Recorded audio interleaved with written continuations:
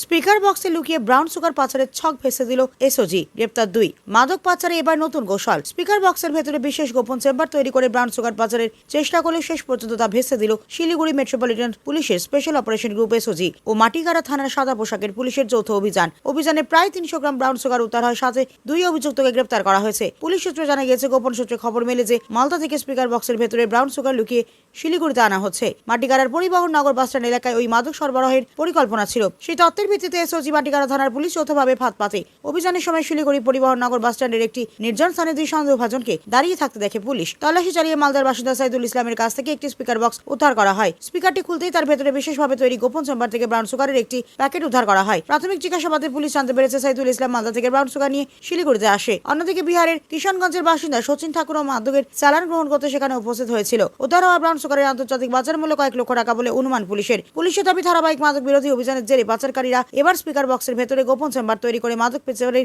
নতুন কৌশল নিয়েছিল। তবে সময় মতো অভিযানে নেমে সেই পরিকল্পনা বানচাল করা সম্ভব হয়েছে। মাটিগাড়া থানায় এনডিপিএস আইনে মামলা রুজু করে 2 অভিযুক্তকে গ্রেপ্তার করা হয়েছে।